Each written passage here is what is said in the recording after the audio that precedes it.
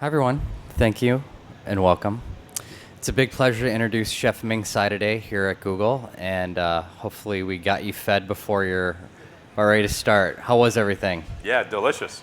Okay. Very good. All right, great. Well, welcome aboard. Thank you. The price was awesome. Can't beat a free lunch. Chef, thank you. No, but in all seriousness, the food was awesome. We ate at Root, right?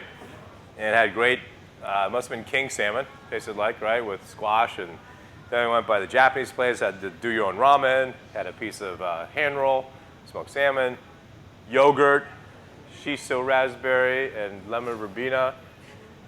And then I had one other thing. Oh yeah, cha cha ball. You had the Chinese place, right?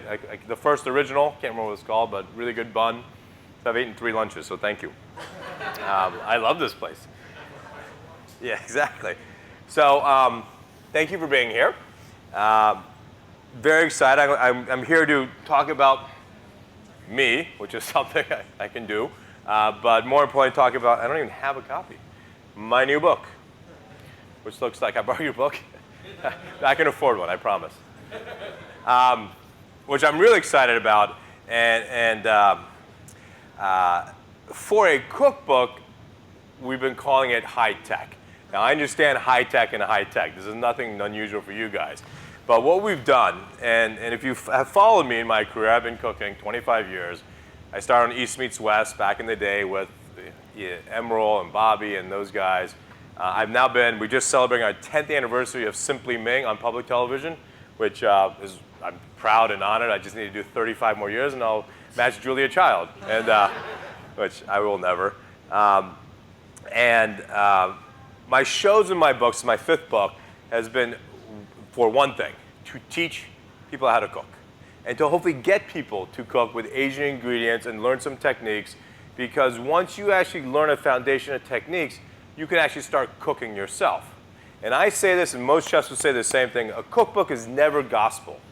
A cookbook should be a foundation for inspiration, that you see a recipe and says, oh, that looks pretty cool, but I'm Mexican, I love jalapeno, so I'm going to jalapeno to the dish, and I love lime juice instead of vinegar. Once you start doing that, you're actually cooking. And that's the point of the book. So this is not gospel, but hopefully this will inspire you to create a foundation, so then when you do go to a farmer's market or a Whole Foods or wherever you shop, and the whole idea of the last 2 seasons of Simply Ming, it's called Simply Ming on the Fly, which is you actually, and I combine, we're talking about Next Iron Chef, that stupid show. It was an awesome show until the last episode. But there's secret ingredients, and then boom, we create a dish. But you, the viewer, have no idea why we created that dish that way. So the whole idea of the last 2 years is Simply Ming. And it is, like Jacques Pépin is a great example. He was my first guest for this new series. We revealed the secret in protein, which we truly have not seen. So I wanted to keep that instantaneous of Iron Chef. There was turkey breast and shrimp. And I say, Jacques, you get to choose. I'm the host. You're the guest. So he chose turkey.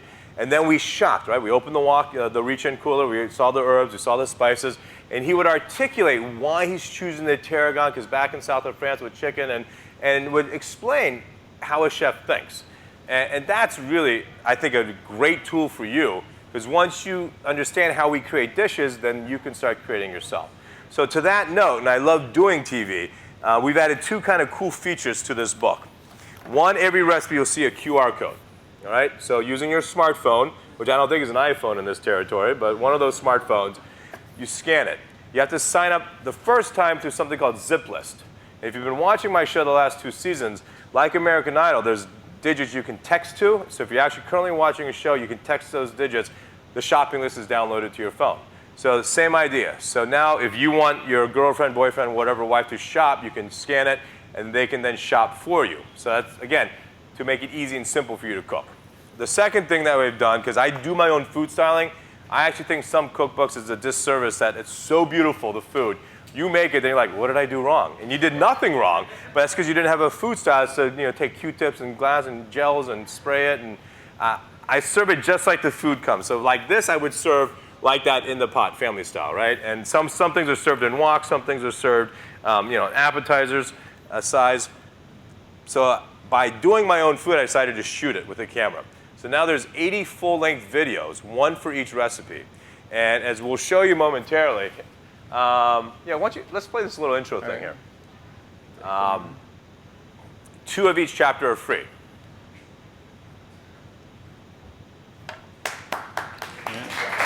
I'm kidding.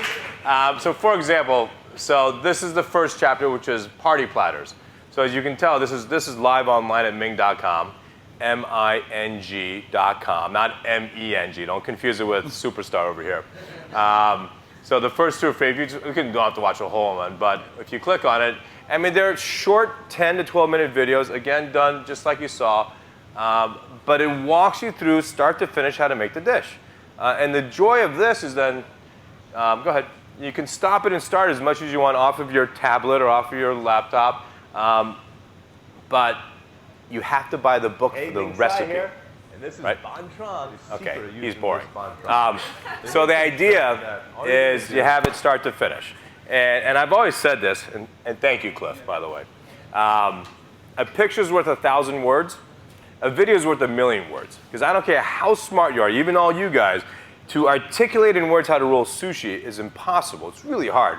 Nori comes inside and the thumb goes out. It's impossible. But obviously with the video, you're like, that's easy. It's actually really not that hard. But as I was saying, anyone can go on Ming.com right now, get 16 videos for free. They can then also purchase any additional video for 99 cents. I personally think I'm worth 99 cents, but that's going to be up to you. You can buy them all for 25 bucks, so the balance of the 64 videos. And you can do all this without buying the book.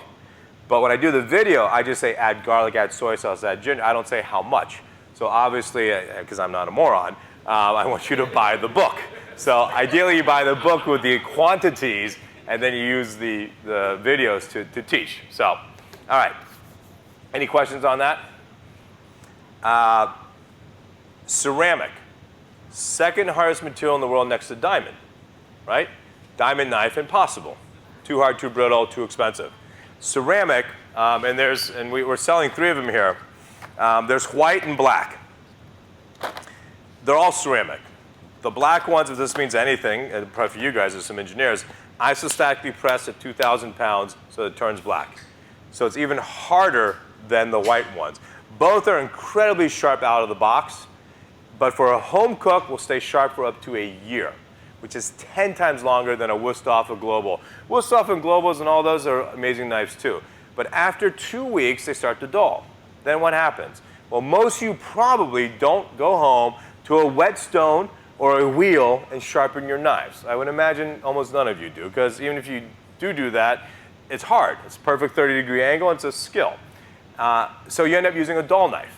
And then the dull knife is what you cut yourself with, because you slip on a tomato and you whack yourself. So the most important thing, and like my kids are 10 and 12, I give them the sharpest knives in the house to use, because they're going to actually not cut themselves with sharp knives. They will cut themselves with dull knives, right? And they play tag and stuff. It's awesome. One of the challenges used to be, how do you sharpen them? And you had to send them. It wasn't bad. It only took 2 weeks. You send them to Costa Mesa or Kyoto, whichever is closer. Costa Mesa, obviously, for you all. And there's a diamond wheel at Kyocera. They would sharpen them for free and send them back. You paid $8 UPS. So that's not so bad. As last year, we came out with, for $88 or something, and Katie's back there, you should see her, everything, I didn't know this, but it's 50% off online. Kyocera AdvancedCeramics.com? Yeah. Okay, thank you. Okay. Yeah, good. Anyway, this sharpener is a diamond sharpener. It takes 2 AA batteries. It's $80-something, and it's only designed for Kyocera knives. You make 3 swipes on each side, you get factory fresh knife.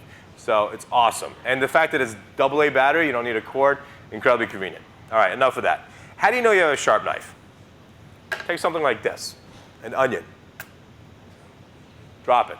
The gravity of whatever you drop, an apple, an onion, an orange, should stick like that. I mean, that actually went all the way through. That's a sharp knife, all right? That's how sharp your knife should be, always, right? It's a great way to motivate your kids to clean their room. Clean your room! Ah! So, I'm going to start, because I'm sure there's one person that doesn't know how to use a knife properly. So for that one person, don't raise your hand. I'm going to show you. First mistake is people think you grab a knife like this. Well, go get a martini if you like this, okay? It's like squash and golf. Supple in your hand. And the control is this. Not even 2 fingers. 1 finger and your thumb. That's how you grab a knife, all right? Here, not this. This is the rookie move, because then you slip and you cut the side of your finger. It's this. Your hand has 3 other fingers, so they have to come along for the ride, and they go around the blade. But it's really this is your control and power, okay? But again, really loose in your hand, right? Not so it flops around, but it's not tight. So there's 2 ways of cutting. Let me just cut this in half. There's 2 schools of thought. When you're cutting, you're actually using primarily this part. You guys can see this, right? That part of the blade. Basically, the 1.5 to 2 inches closest to the handle. You very seldom use the front part because there's so much more control, right? The fulcrum's so short here, so there's a control there. And the idea of cutting is you either push the blade away or you pull the blade towards you. Both are equally good. I'm more of a pusher because there's something about pulling a blade towards you I don't like, right? So I like to push it. Now, you'll see the key, of course, is not your right hand, but it's your left hand. Because if you're holding your zucchini like this, you will get your nailed and, of course, skin. So what you do is you have fingernails. And the fingernails, that's like 1 inch away from the end of my zucchini, right? And the blade goes up and down on my knuckles. And that's why I'm using this part of the knife. So I'm guiding my knife on my knuckles. And that's also why I don't lift the blade all the way up, because then I can cut my knuckles. So by just pushing, and when I stop, look how far I am from, there's no way I'm going to cut off the tip of my finger, right? And it's also why I don't have to look, because I know I just move back, and then eventually you just keep going like that, and you just move back, and you never, just kidding. And you never have to look, right?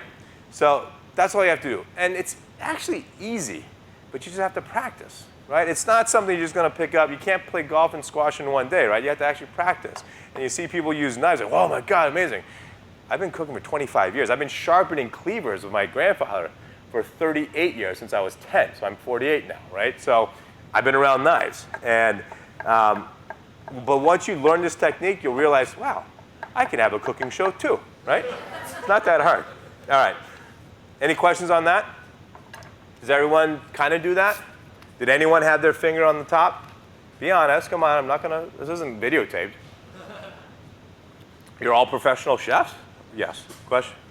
Well, I mean, in the finale of Next Iron Chef, which I was in, and I lost, I got 3rd place, lost to the 2 Italian of New York chefs, which has a history, and this stays amongst us, okay, because when I told my agent, they asked me 3 years in a row to do it. I'm like, no, pass. My agent's like, pass. What do you do? You won an Emmy, you've been on TV, why are you going to go up against, in theory, no-name chefs, right? Because a lot of those chefs no one knew of yet. And he goes, why do it? So finally, Sandy's my agent, so I want to do it for me, to show that I still have game against these 20-year-old guys with 2 tattoos and 4 piercings. And I'm incredibly competitive. I mean, I race my kids up staircases and I win. And like, dude. And he was like, Dad. I'm like, what? Dude, sucker?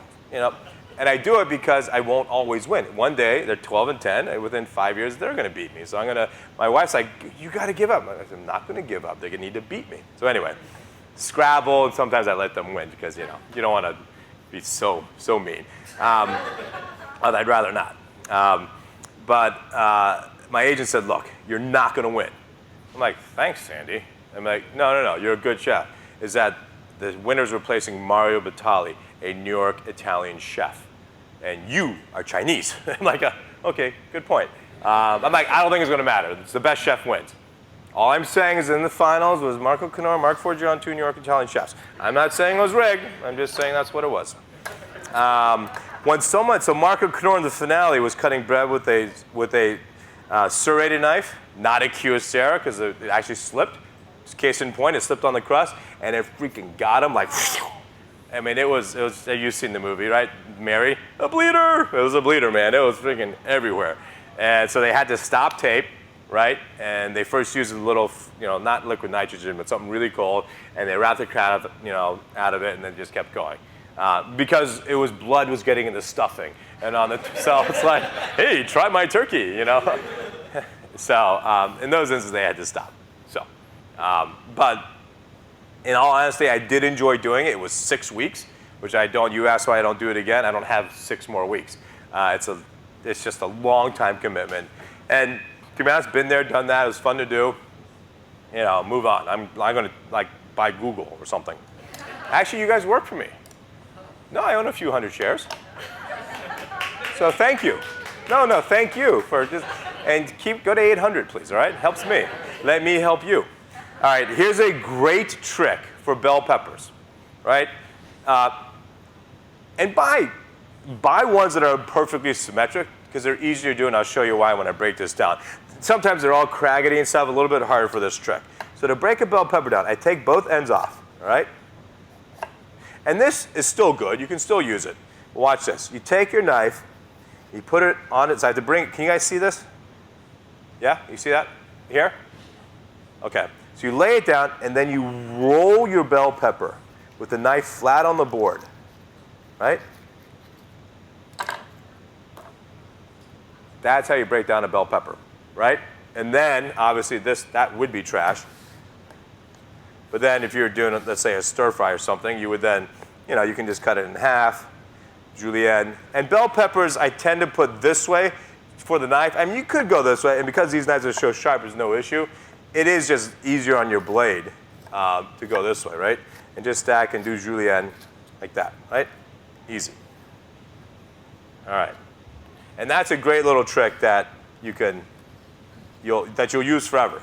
And it's not just a trick, it actually works, right? Mincing an onion. Hey, these onions are defective, dude. There's a slice in it. No. So, onion has peel. Take both ends off. Right? Oops. All right? Now, I find it's easiest to pick the onion up and just go like this across, runs. Because then you can take your knife and you can peel off usually the first 2 layers, all right? When you take the first 2 layers, you're going to lose 1 layer of onion, but you'll see that in that 1 layer of onion, like right here, I don't know if you can see that well. That's the inner layer. That 1 layer is still a little tough, right? So that's when you take off that 1 inner layer, all right? So then you have an onion. Now, onion is nature's easiest thing to mince because it's in layers, right? Shrek said it, right? What was it? Life is like an onion, you peel back. You have all these layers. You don't cut an onion all the way through because an onion's attached here. So if you guys can see this, right? So I'm going to cut, what is that, like a 1/4 inch? But I'm leaving like this little bit of sliver so this onion stays together for me, all right? And the reason I'm doing that is if I went all the way through, this thing would fall apart. And I'm trying to get a nice uniform mince, right? Now, old school, and you guys can see this, right? Old school in France was then you take your knife and you come straight across, perpendicular. The problem with that, and if you're just learning, and if you have a really sharp Kyocera knife, you go through, it can slip and you can actually lose all your fingertips. Ouch, right? So this is a technique that, I don't know if I invented it, but I use it now because I think it's smart. I've never seen anyone else do it. I'm actually going in now at like a 45-degree angle. So then if it slips, it goes into the board, not my finger. Now, a French chef would be like, it's not perfect brunoise. It's not a perfect square. Now you can imagine the sides are at 45 degrees. But is that going to affect the way the risotto tastes or the stir fry tastes? Of course not, right? It's just, it actually, if I think I remember my physics, is more I'm creating more surface area now. So it's actually better for flavor. I'm going to use that. All right, so, but I do this because it's just safer, right? So you come across this way, and then once you get here, then you just go straight down. And when you do that, you get perfectly minced onions, all right? So again, this is not a technique. And people always say, well, what do you do at the end? So this is still minced. This one is still minced, right? Now when I get to this end, that's the end that's attached. So I usually just do one more slice and I just turn it on its side and then just go through it. Again, this is cooking at home, guys. No one's going to be like, your dinner was great, but your onions were ununiform at the end. I mean, right? You can tell them to go, The key is just gentle control, right? That's the key. And by the way, it does work if you're left-handed, obviously. There are knives, though, in Japan, the sashimi knives that are one-sided. And you are SOL if you're left-handed, because you can't cut this way because it's forged that way. But, I don't know, what else can I show you? What else do you want to see? How about a dragon? No, I don't do that. It is Year of the Dragon. So I want to tell you about, so I have Blue Ginger. Has anyone been to Blue Ginger? One person? They don't let you out?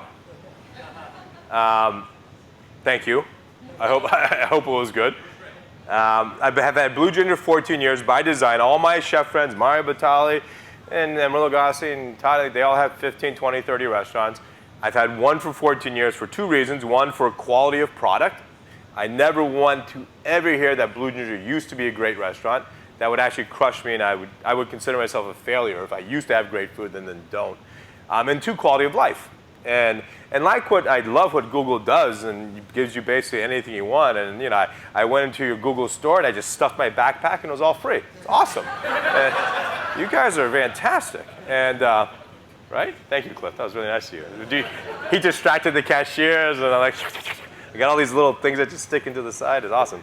But I've given in, so to speak, but I'm opening up a new place before hopefully February 10, and I'll tell you why that's significant, called Blue Dragon, and it's going to be an Asian gastro pub. Small, 80 seat, 2,000 square feet, in Boston proper, not Wellesley, where my current restaurant is. And gastro pub, you may not know what it is. It's very popular, obviously, in London started, and then Dublin, and now New York. It's just really good pub food. So we'll have panko crusted fish and chips. We're going to have Asian sloppy Joe sliders for $1 behind the bar. We'll have banh mi for lunch. We'll have new style sashimis. We're going to do hacked Peking duck. So real Peking duck done the traditional way. You blow it up and blah, blah, blah. But instead of the fancy carve the skin, then carve the meat, which takes a real skill, for one, but very time consuming, we're just going to give a whole or half duck, hack it Chinese style in the cleaver. So you get bone and skin and meat all in once. Of course, we have balbing, the mushu wrappers, and we'll have cucumber and hoisin and all that. But it'll be a really fun place with great draft beers. Great cocktails. We're going to have dragon bowls, right? Like back in the day with long straws, and you get completely hammered. And it'll be fun. And so that has to open up before February 10th, because right now we're Year of the Dragon. I am a dragon, right? So I'm either 12, 24, 36, or 48, or 60. I didn't want to put that out there. And I do not own an AARP card, just so you know. If you know Chinese folklore, there's 5 elements. It's Year of the Water Dragon right now, which happens once every 60 years. So I don't know about you. I'm not going to live another 60, I doubt. That'd be 108. That's a lot of soy sauce. So this is my only time in my life I'm going to see Water Dragon. So hence the name Blue Dragon. So if we open beyond February 10th, we have to call it Blue Snake. Better than Blue Rat, right? Blue Rat would be a horrible name, I think, for a restaurant. Hey, let's go to Blue Rat. Oh, yeah, here they have. Yeah, that would be horrible. All right, any questions? Do I have any plans opening in California? I love San Francisco. I got married in San Francisco. My parents live in Palo Alto. My dad is a rocket scientist, literally. He helps raise money for the aeronautical school. He's the foremost designer of graphite material in the world, composite materials. They are new Airbus 380, Trek bicycles, golf clubs. Everything's graphite now, right? So the Bay Area would be the place if I was going to do something outside of Boston. The challenge is then I have to come here, which is no issue. I love coming here. But then I'm really not in the other place at all. You know, this other restaurant's 4 miles away. So I could go, or 5 miles away, I can go back and forth. But if I build one out here, a Blue Ginger concept, no, because that food is fine dining, and either it's awesome or it's no good, you know. But because it's a lot of good cooks and sous chefs run it. Blue Dragon, the concept, maybe, because that's going to be much simpler food, and that's something that I could see maybe coming out. And if it was, I would absolutely look around here, maybe even more than San Francisco proper, because San Francisco proper is packed with good restaurants. And a lot of great people that love food live out here. I mean, some of you might live in San Francisco, but I'm sure a majority of you guys live out here. And Palo Alto is fantastic. I mean, that's like heaven, right? I don't think I've ever seen a cloud in Palo Alto. Once. I mean, I'm there all the time. And you have that great Thai restaurant, which name escapes me, in Palo Alto, on the main street. It's a women's chef. Really good Thai food. But the best Thai food, for the record, you guys travel, the best Thai food in North America, Las Vegas. A restaurant called Lotus of Siam. It is freaking unbelievably good. Better than any Thai food I've had anywhere else in the country. Really, I mean, it's so funny. It's 10 minutes off the Strip. It used to be next to all these, you know, I don't know what it means, XXX stores. And it must be a website. And a wake shop. So it's in a strip mall. And the taxi drops you off. First time I was there, I'm like, are we in the right place, dude? You know, I'm like making sure I have my wallet, looking around. And you walk in, it's this little Shangri-La. They have actually doubled its size. But it is just delicious Thai food. So if in Vegas, I mean, to be honest, it's the only reason I go to Vegas. I'll go there for something or other reason, to cook or something and gamble. I'm Chinese, so I gamble. And, but it's worth the trip. And it's fast for you guys. You get there in, what, an hour and a half? Oh, where are we, San Francisco? No, yeah, hour and a half, right? So, anyway. Any other questions, comments? Easy mistake, yeah, the common mistakes. That's a great question, Cliff. I think people get scared when they cook scallops and fish in a pan. They think they have to use non-stick pans so it doesn't stick. That's not true. And again, in one of these videos, I show you how you sear fish. Get a good pan, that's key. Did my voice just break? Yeah, it's that time of the year. All clad is my favorite because they're thick and they're 3-ply and they have an aluminum. The expensive ones have copper inside, but this is aluminum. I'm talking about the interior, right? And it conducts heat really well. So in those pans, not a nonstick, you make sure you preheat on medium-high heat for a minute or so. When you add the oil, and I use canola oil, the oil should dance, meaning it should hit the pan and kind of move around, right? If it smokes, it's a little too hot, don't panic, but it actually starts smoking a lot, add a lot of oil. Seriously. And that will cool the pan down. Then dump that oil into a stainless steel pan. It's still good, it just helped cool it off, right? Don't panic and like add water or something stupid, right? That would be, ding, not good. But the oil should dance. And when you add the oil to a hot pan, your seasoned piece of salmon or scallops, when you add it to the pan, will not stick at all. It's when you add salmon or scallops or something to a pan that's cold and you add oil to the cold pan and then heat it up, it's not the same thing. Because the oil changes its properties when it hits a hot pan and it's much more viscous. If it does stick, and it's the same for all you guys that like to grill, don't do the rookie move and try to see if it's stuck or not. You can tell if it's stuck. Don't try to unstick because you're just going to rip it. Let it sit there.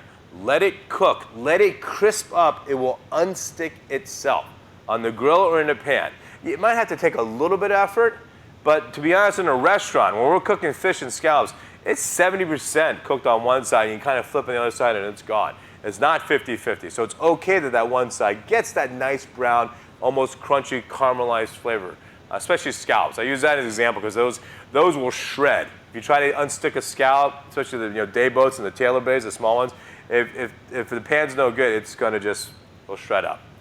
Non-sticks are fine, but you can't get good caramelization with a non-stick. So I like real pans. Woks I love too. We use one of my favorite tools or appliance at home is a cast iron wok, right? This big red one made by Creuset, and it's thick because we have a Wolf range, which is a great range. But the burner is 20,000 BTUs. My wok burners at Blue Ginger are 80,000 BTUs a piece. So that heat is so intense, nothing's ever going to stick. But so to generate that heat at home, if you use an all-clad wok is good, but these Creuset is even thicker, so they can really get super hot. And the other tip is make sure your wok doesn't have the wood handle or plastic handle. Make sure it's stainless steel all the way. Because the trick you have is you put it into your oven at 550 degrees for 10 minutes. To preheat the wok. Then take it out, obviously with a towel. Obviously leave the towel on the handle because someone's inevitably going to come over and grab it. In France, they put flour on the handle. And I was in France the first time, like, chef, what's that for? They burn the crap out of it. It would have been nice if he told me, but it's a learning curve.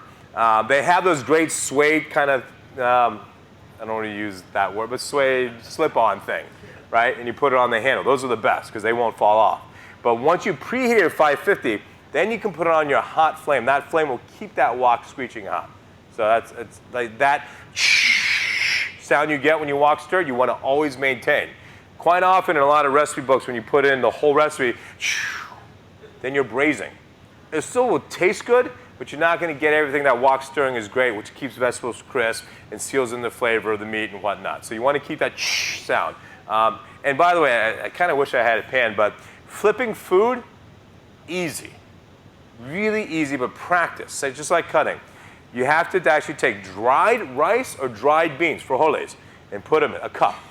And all you do, and I don't have a pan, but all you do, and you'll do this, go to your backyard where no one's watching you. Don't do it here in front of your peers or you'll spill it.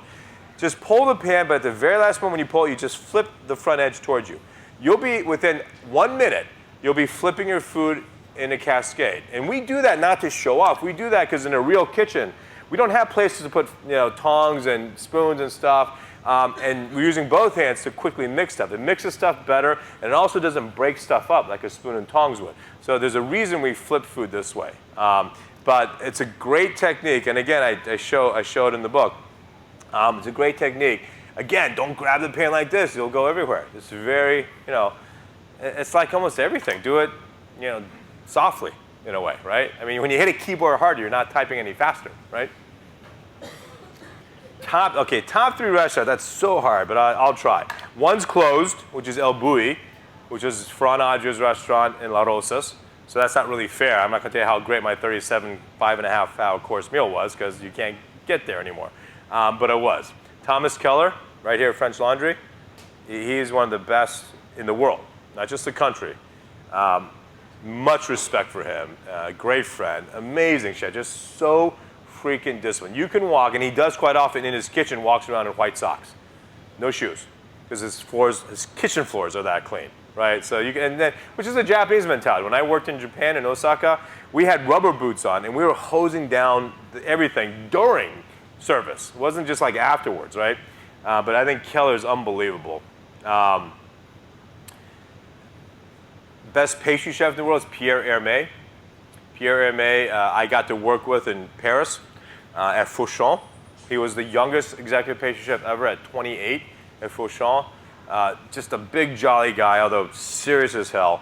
And he had just to talk about perfection, he had a box, huge box, next to the four, the oven, where we have 5 layers, like a gigantic pizza oven. We do all our croissants and all these, chasson pomme, the apple-filled ones, and pain au chocolat and things like that. They were twice the price at Fauchon than any other boulangerie in Paris. So they were 5 francs a piece rather than 2.50. This we're talking 15, 18 years ago. And if it had a blemish, like a micron of croissant skin off in the box. And he had one rule: eat as much as anything you want all the time. So when you first get there, there's all these amazing Belgian chocolates, croissants, and you just stuff your face, and after a week, you don't eat anymore. Right? It's like when you first get to Google, you're like, oh my God, oh my God, oh my God, and you eat everything, and it's like, oh, lobster, veal, It's like Alaska, eagle, eagle. Then after 3 days, you're like, eagle, eagle, 2 eagles, But Pierre I have a funny story with Pierre. This was 86. A lot of you, I don't know, some of you weren't alive. So I got there like 5:30 in the morning, and he was sweating and swearing at his cuisar, which is a gigantic copper pot, 220 volts, and he was cooking this really wet, nasty-looking stuff. I'm like, and I speak fluent French, and I, Pierre, what are you doing? Qu'est-ce que c'est? And he's like, just swearing. Never seen him mad and swearing. He basically told me this was fresh pumpkin, and he was commissioned to make 20 pumpkin pies at like $80 a pop, Fauchon style, for Thanksgiving. So there's either some rich American client or something wanted 20 pumpkin pies. And if you've ever tried to cook fresh pumpkin, it's just a watery mess. And you can never get that great puree you get out of a can, right? So he's swearing and yelling, and I'm like, chef, I can help you.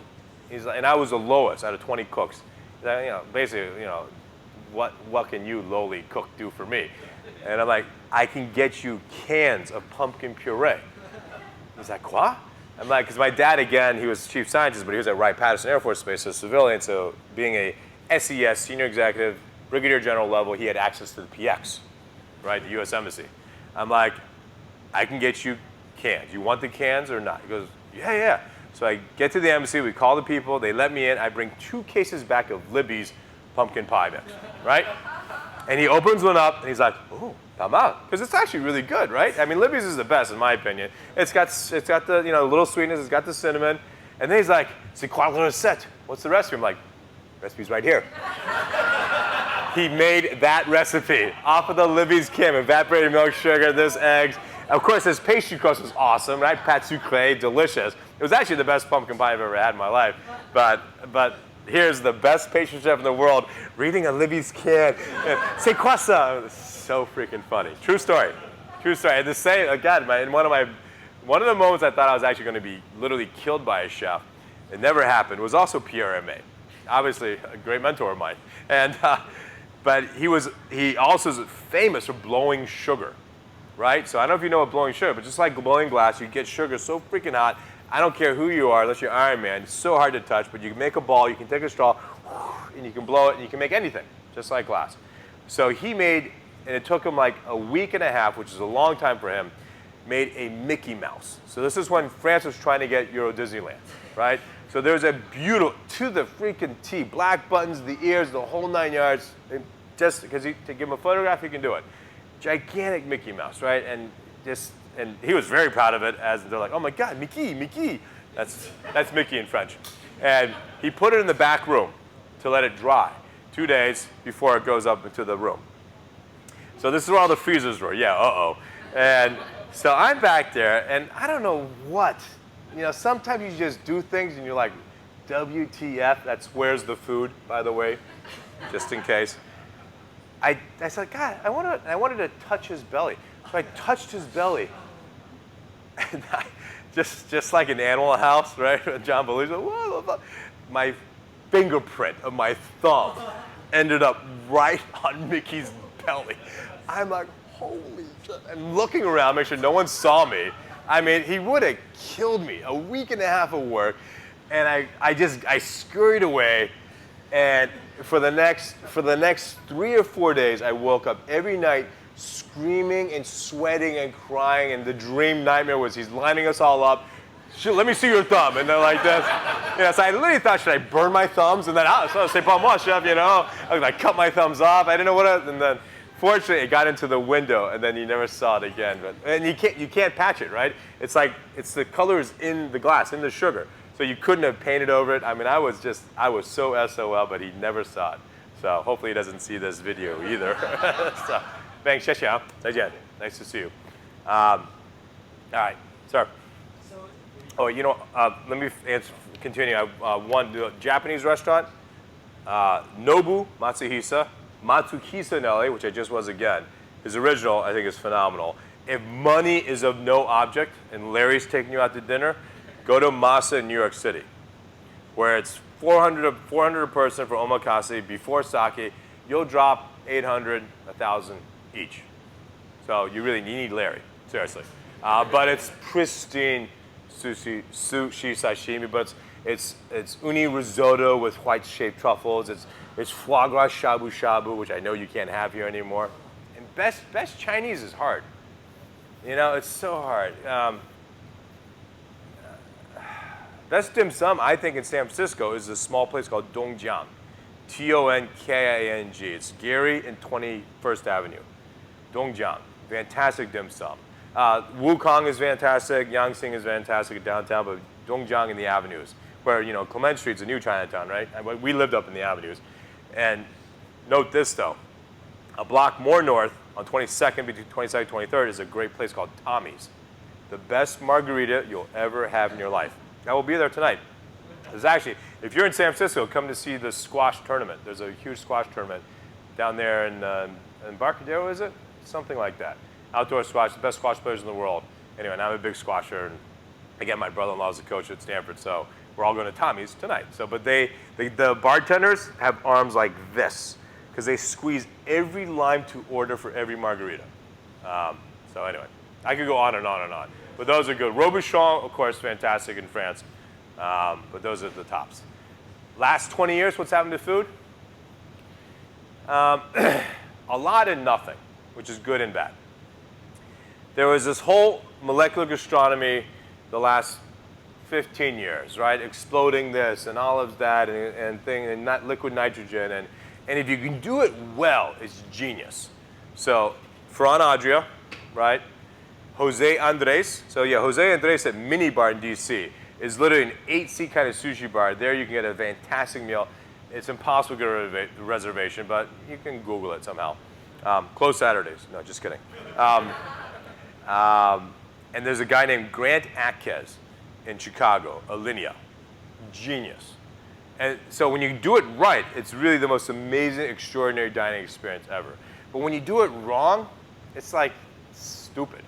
Like, bubblegum taco? Why? Why would you do a bubblegum taco? There's no reason to, right? And I can't do it. I mean, I'll do like pineapple caviar because you can use, things like, but that's for dessert. But it's not my forte at all. It takes an army of people, and then when you do it well, you charge a fortune because you have an army of people. But again, it's Alinea right now is probably the best of all places that do it in the world. There is, in Noma in Copenhagen, who's the rated best chef in the world. He does. Rene Rispoli does a little bit too. I've never been there. It's too far. What is the whole local movement? You being Californians are the strongest, which is great because you have a 12-month growing season, so you can actually do it. But sourcing locally, using all the local, fishing sustainably, that's always been the way in Europe, to be honest. We just went away with it because we discovered canning and preservation and freezing. So when America discovered that in the mid-1900s, that kind of ruined everything. Because up until 90 years ago, it used to be all your food came with 100 miles to your house, period. But then once you brought in frozen TV dinners and canning, Campbell soup, and this, then you could get it from everywhere. So thankfully, people are realizing, and we have a 4 or 5 month growing season, and there's lots of tubers and stuff in the winter as well. So even in Boston, we can do as much as we can. I'm a huge look. If you can get organic, local, that's the best. But an organic tomato from California, from Napa, delivered to Boston, versus a local tomato that I can get in Lexington, local is better. One, it tastes better because you lose so much nutrient balance and flavor in the air coming over. Two, it's so much better for the world because you're not taking gas. I mean, I used to serve Fiji water. That's stupid. Water from Fiji? I mean, the amount of energy and waste it takes to bring water from Fiji when I have water right here, right? They have these great systems you guys have. Use your tap water and filter it, right? Add bubbles. So I think that movement is here to stay because people are realizing it's just smarter. And combination because of recession and times are tighter, and family structure is the topic of every conversation, regardless that it's a political season, but it always is dining family and cooking more family style and cooking more simple food, which is a lot like this book. I do not try to be a fancy fine dining chef at all in a cookbook, because who wants to cook that way, right? It's really more about how can you entertain, how can you make great tasty food cheaply. Most of these dishes are $20 or less for 4 people. Hi, 5 minutes left. Cutting me off. Wow. There's nothing, I think, more sharing than cooking. And if you're a father or mother or a boyfriend, girlfriend, and you actually cook for your spouse or your family, you're giving something. It's cliche, but you are giving your love. You're giving some part of you and offering it. And it doesn't take that much skill. If you just follow a basic recipe, like my kids scream and love Brussels sprouts, cauliflower, bok choy, broccoli, anything, because what they smell first is oil and garlic, or oil and onion. That smell, like chocolate chip cookies and baking bread, is just smell that is it's an aphrodisiac. They're like, oh my God, what do I got? They're like, Brussels sprouts, yeah. I mean, I don't know how many kids, like, yeah, Brussels sprouts, high five, because they know it's going to be coated in this garlic oil, and they will eat anything. And look, they're 10 and 12. Do they eat chicken fingers and French fries? Yeah, they're normal kids. And do I have to sometimes drive through? I'm like, no, I'm not. Sure, let's go. Like, no, I'm not. Glasses don't help for some reason. Aren't you no, I'm not. Go. Give me the fingers. And and that's something I'm very serious about. Don't give your kids food. What is kids food? Give them the food you're eating. Develop, especially at 1 and 2 years old, once they start, give them real food. Don't give them a tablespoon of sambal, no, but give them real food. Let them, but my 12-year-old David, he will out-eat me in Chile now. La Jiao, and we go to the Sichuan restaurants, there's mala soup. It looks like the Valdez oil slick of chili oil on top of this soup, and we just kill it, and he loves it. But his palate's been developed for 11 and a half years, literally since he was a baby. So build palate, and then kids will appreciate all foods. And look, I like chicken fingers and French fries, once a month maybe. And the other thing, this is a side note about food and nutrition. Well, two things. Follow me at Chef Ming Tsai if you tweet, so do that please. 2, go to TED.com, TED, right? You know the website. You guys are on the web a lot. So TED.com would have actually a Larry Page or a Bill Gates or a Bill Clinton or a Dr. Maya Angelou. They're the leaders of any industry talking about something. Search Dr. William Li, L-I. He has started something called the Angiogenesis Foundation, started by Judith Folk 20 years ago. Angiogenesis, in a nutshell, is going to be the next 50 years of how we're going to keep disease-free. You are what you eat. And he has proven that if you eat the right groups of food, some are logical, green leafy vegetables, mushrooms, a certain type of olive oil, cooked tomatoes over raw tomatoes, dark chicken meat over white chicken meat, which is a great thing from chef's point of view because it's cheaper, tastes better, all that. Because there's K2 in dark chicken meat, which helps your blood better. Angiogenesis is something naturally occurring in your body. Menstruation, placenta creation, scab formation is angiogenesis. You need it balanced, and you're fine. When it's imbalanced by a bad diet, the blood vessels go to cells you don't want to get fed, which are cancerous cells and fatty cells. You get a cancer tumor, you get obesity. So if you eat the right groups of stuff, you can actually never get sick. You'll never need a drug.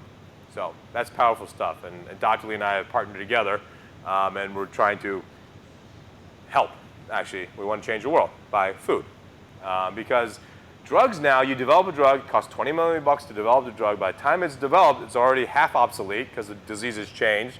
And 2, you have this long of things that happen to you if you take the drug, including death and suicide, which are pretty bad side effects, I think. I mean, it might have cured this, but now you're suicidal. So anyway, I think there's something to be said about that. Any other questions? I think my time is up. So listen, I'm here to sign books. You don't have to buy a book, but if you do, my children may go to college. So thank you. I have Katie back there with Kyocera, who I've known for well over a decade. We have 3 of these knives. They're incredibly affordable now. Kyocera, when I started with them, they were twice the cost of any Wusthof and whatnot. They're the same price. This is our newest. This is a micro serrated. So for tomatoes or anything, there's for bread, unbelievably sharp knife. They're all incredibly sharp. Christmas is December 25 this year. No. Hanukkah's right around that too. Get a sharpener, and I thank you all very much. Appreciate it.